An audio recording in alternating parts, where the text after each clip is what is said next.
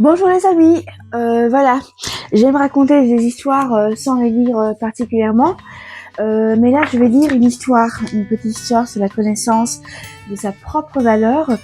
Pour commencer, merci à Déborah et à Chantal pour le stage de danse orientale avec comme thématique l'affirmation de soi. Là, je vais lire une histoire que j'ai lue lors de leur atelier, qui m'a fait beaucoup de bien et qui j'espère vous fera beaucoup de bien. Petite histoire sur la connaissance de sa propre valeur. Je vais te raconter une histoire. Une fille demande à sa mère: Maman, comment est-ce que moi je vaux? La mère prit une pierre et dit à sa fille de se rendre au marché de fruits et légumes. Quand les gens lui demanderont combien est la pierre, tu leur montreras 2 doigts. La fille se rendit donc au marché et une dame s'approcha d'elle. Je pourrais l'utiliser pour empêcher les animaux d'entrer sous la clôture dans mon jardin, ou bien pour empêcher la porte de la grange de s'ouvrir quand je la ferme. Combien pour la pierre? Telle que dictée par sa mère, la fille lui montre 2 doigts. 2 dollars? 20 dollars? Je t'en donne 20 dollars.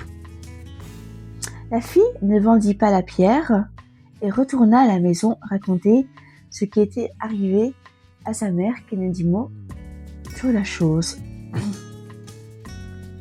Le lendemain, la mère lui demanda d'aller à la galerie d'art.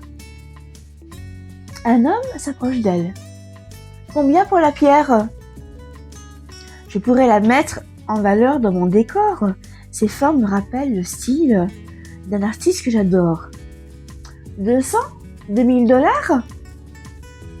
La fille ne vendit pas et retourna chez elle raconter son histoire à sa mère qui était à l'écoute sans dire un mot. Le 3e jour, la mère dit à sa fille: Rends-toi chez le bijoutier avec ta pierre. Encore une fois, la fille se rendit chez le bijoutier avec sa pierre. Le bijoutier regarda l'objet et lui dit: Combien pour la pierre? Je vois que vous êtes une fine connaisseuse. Dans cette pierre se trouve un filon d'or bien caché. Je vous la prends, combien la vendez-vous? La fille lui montre encore 2 doigts. 20 000? 200 000? Je vous la prends pour 200 000 euros tout de suite. Ou dollars. Je pourrais faire des bijoux d'une grande finesse avec cet or. La fille ne vendit pas la pierre et retourna chez elle pour raconter son aventure. Cette fois-ci, la mère ne resta pas silencieuse. Ma fille, ta valeur est comme cette pierre. Les gens percevront la valeur de ce qu'ils sont en mesure de voir et de percevoir à partir de leur propre réalité. Sans mauvaise intention, ils resteront aveugles à ce qu'ils ne peuvent voir en toi.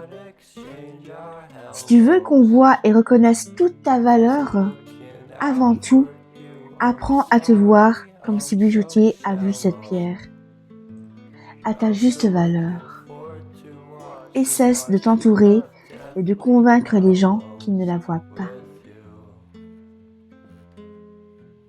Ma fille, une façon importante de savoir t'aimer est savoir de t'entourer de personnes qui voient ton filon d'or et toutes les possibilités que tu contiens. Là où quelqu'un voit simplement une utilité secondaire ou décorative, il y a un potentiel de transformation, de contribution et de rayonnement magnifique. Cesse de donner tes perles à des personnes qui n'ont pas la capacité d'en voir la valeur. Tu ne peux les changer malgré toute ta volonté. Pour la fermière, cette pierre est une roche.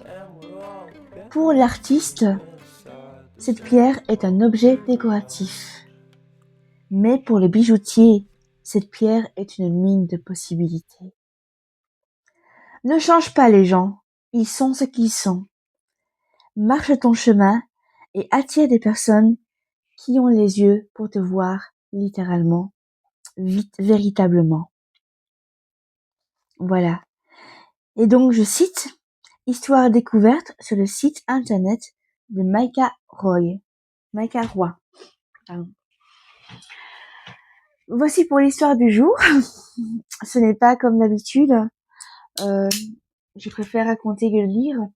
Mais cette histoire m'a tellement touchée que je vous la transmets.